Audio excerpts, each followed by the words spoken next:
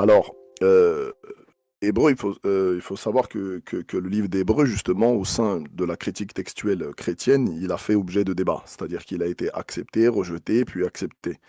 Donc c'est un texte qui a lui-même fait objet de débat, pas chez les musulmans, pas chez le collectif Al-Hanifiya, mais il a fait objet de débat au sein même de la communauté chrétienne, ça c'est déjà de un. Donc le débat, la critique sur le texte, elle vient pas de nous déjà à l'origine. Deuxième chose, est-ce que cette, cette question-là, il faut se retourner, on regarde dans les évangiles. Jésus dit dans Jean 13, 16, en 15, le serviteur n'est pas plus maître. Ça veut dire dans Jean 14, 28, il te dit, c'est-à-dire celui qui ne m'aime pas, Jean 14, 24, celui qui ne garde pas parole, car les paroles que je vous dis ne sont pas de vous, mais de celui qui m'a envoyé.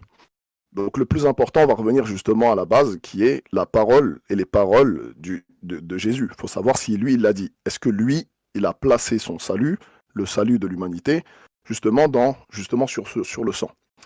Lui, quand tu regardes dans Jean 6, toujours dans le même Jean, dans Jean 6, 63, on voit quand on lui pose la question, justement, dans le chapitre, quand il est dans son discours à Capharnaüm, lorsqu'il parle justement dans celui qui boit ma chair, mon sang, etc., etc.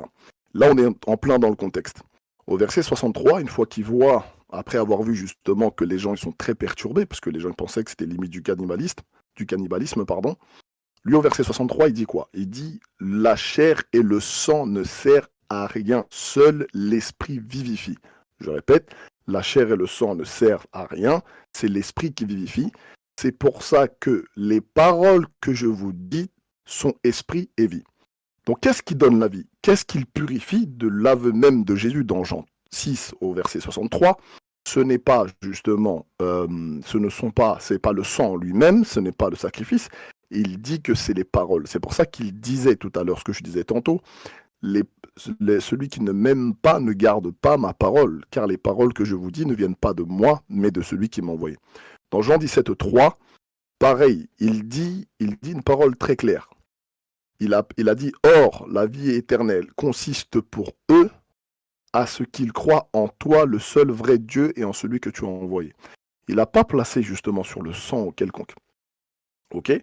Donc le sang, non, c'est Paul qui a placé justement, et c'est lui qui est à la base justement de cette compréhension, qui dans 1 Corinthiens 15, il dit « Si les ressuscités ne meurent pas, s'il n'y a pas de ressuscité, pardon, Jésus n'est pas ressuscité, et s'il n'est pas ressuscité, alors notre foi et notre prédication est donc vaine. » C'est-à-dire que oui, effectivement, selon justement ce que Paul dit, c'est selon le sang versé, le sacrifice justement de Jésus qui est à la base de tout ça. Mais selon Jésus, non. Quand on regarde dans toutes ses paroles, il ne place pas une seule fois le salut de l'humanité justement sur le sang.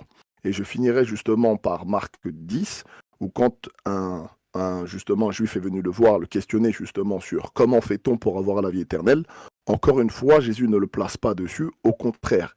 Il lui dit, tu connais les commandements. Voilà ce qu'il lui dit. Il lui dit pas, mon sang versé, mon sang versé, mon sang versé. Il lui dit, tu connais les commandements. Il lui dit pas, après je vais mourir, je vais verser mon sang. Il lui dit, tu connais les commandements. Donc voilà ce qu'il lui dit. Et il faut comprendre, je finis justement par ce petit exemple, cet exemple justement de ce fantasme et ce fantasme qu'il y a autour du sang. On revient justement dans Lévitique. Quand on fait un parallélisme, il faut le faire en entier. Il ne faut pas le faire à moitié. Il y avait 3 personnes importantes. Il y avait le sacrificateur, le péché et la bête à sacrifier.